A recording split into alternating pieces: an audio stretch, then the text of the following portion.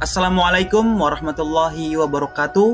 Bertemu kembali dengan saya Ade Putra Primadani, calon guru penggerak Angkatan 9 SMK Negeri 40 Jakarta, Kota Jakarta Timur.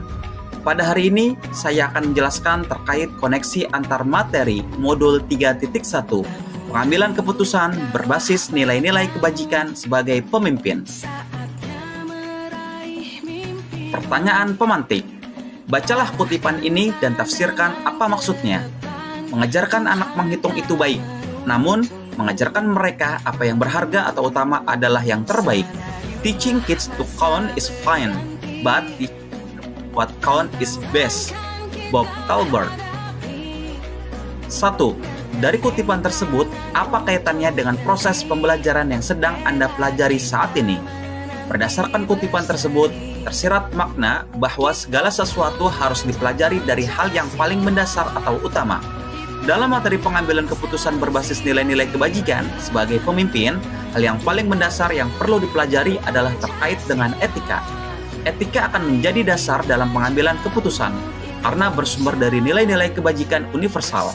Selain nilai kebajikan, dasar dari pengambilan keputusan adalah berpihak pada murid dan harus bertanggung jawab. Sehingga saat dasar pengambilan keputusan sudah dikuasai, maka permasalahan apapun akan lebih mudah dan lebih terarah dalam menemukan solusi permasalahan dan pengambilan keputusan.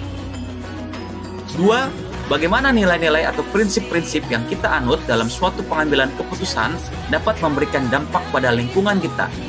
Prinsip yang dianut dalam pengambilan keputusan diantaranya berpikir berbasis hasil akhir, peraturan dan rasa peduli. Ketiganya disesuaikan dengan kondisi dan situasi yang terjadi. Apapun prinsip yang dianut tetap harus bersumber dari nilai-nilai kebajikan universal, sesuai dengan dasar pengambilan keputusan. Dengan mengacu pada prinsip dan nilai yang sesuai, maka kita akan mengambil keputusan yang lebih adil, bijaksana, dan berpihak pada murid sehingga akan memberikan dampak yang positif bagi lingkungan tempat kita berada. 2. Bagaimana nilai-nilai atau prinsip-prinsip yang kita anut dalam suatu pengambilan keputusan dapat memberikan dampak pada lingkungan kita. Dalam proses pembelajaran, tak menutup kemungkinan akan ada saja masalah yang terjadi di dalam kelas. Sebagai pemimpin pembelajaran, kita harus senantiasa peka terhadap segala persoalan yang terjadi dan mampu mengatasinya dengan baik.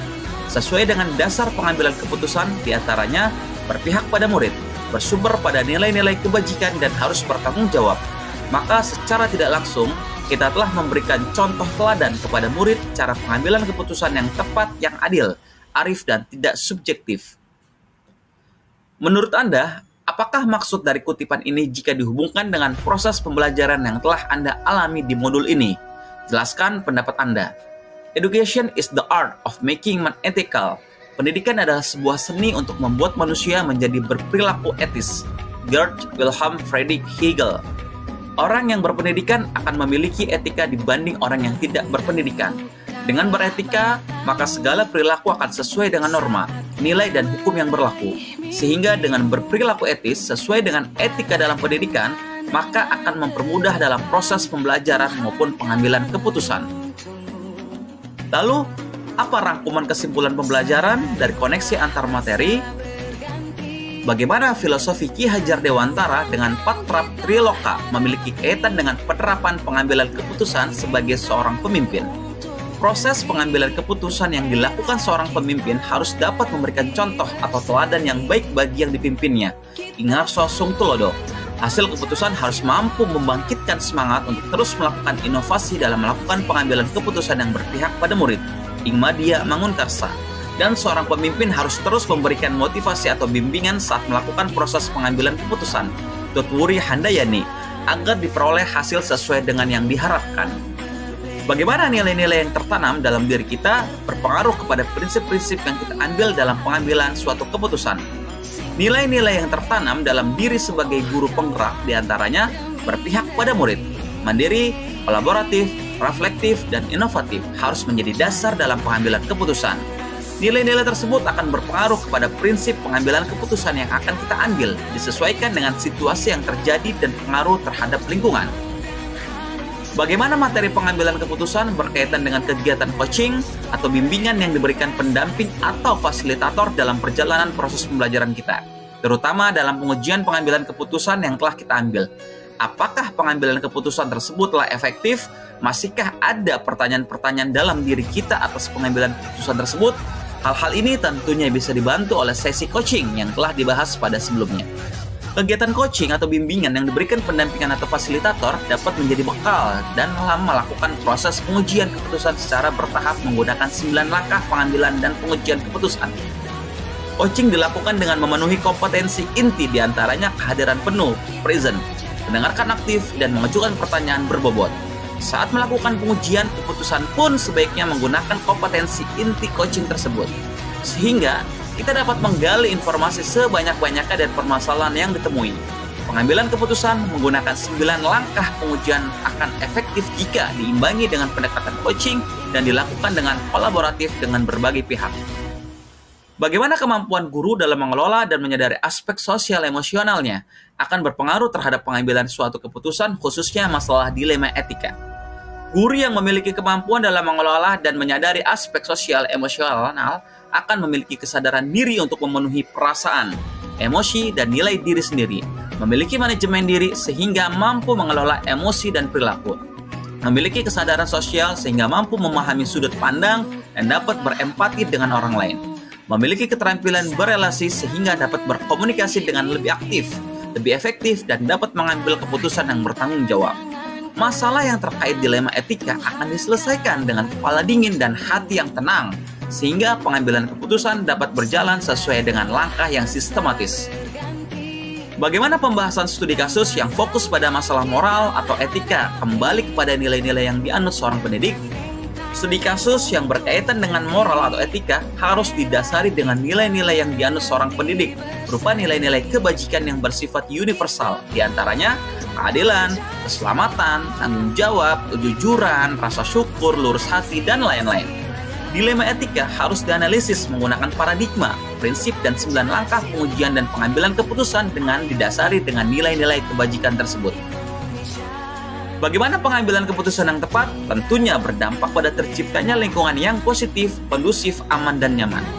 Pengambilan keputusan yang tepat harus dilakukan dengan cara yang tepat pula, disesuaikan dengan situasi yang terjadi dengan berlandaskan nilai-nilai kebajikan universal. Saat keputusan yang diambil sudah tepat, maka akan tercipta lingkungan yang positif, kondusif, aman, dan nyaman.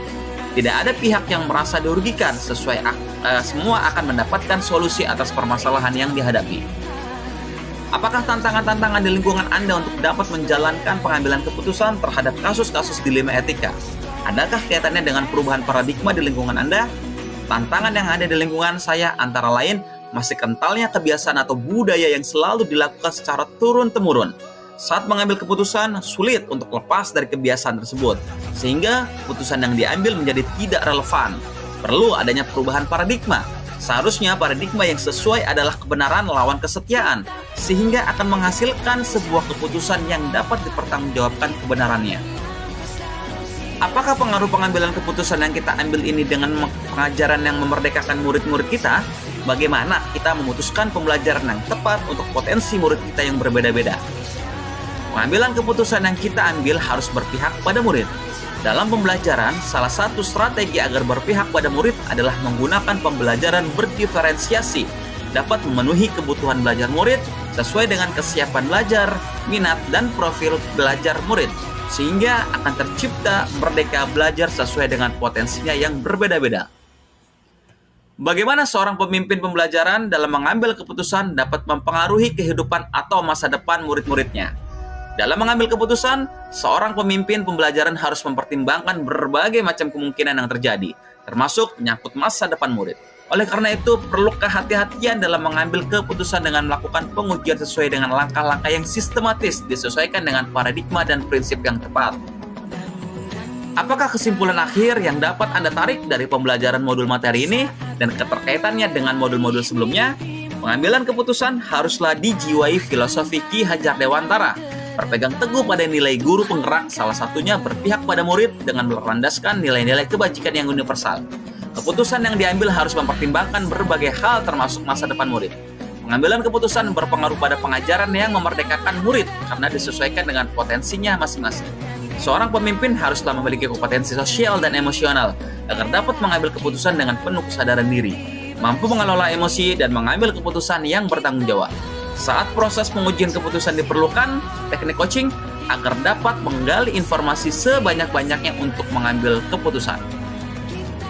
Sejauh mana pemahaman Anda tentang konsep-konsep yang telah Anda pelajari di modul ini, yaitu dilema etika dan bujukan moral, 4 paradigma pengambilan keputusan, 3 prinsip pengambilan keputusan, dan 9 langkah pengambilan dan pengujian keputusan. Adakah hal-hal yang menurut Anda di luar dugaan? Perbedaan mendasar antara dilema etika dan bujukan moral dapat dilihat dari kedua pilih kasusnya. Jika kedua pilihan kasusnya sama-sama benar, maka termasuk ke dalam dilema etika. Namun jika salah satu benar dan yang lain salah, maka termasuk ke dalam bujukan moral. Terdapat 4 paradigma dilema etika, antara lain individu lawan kelompok, rasa keadilan lawan rasa kasihan, kebenaran lawan kesetiaan, dan jangka pendek lawan jangka panjang.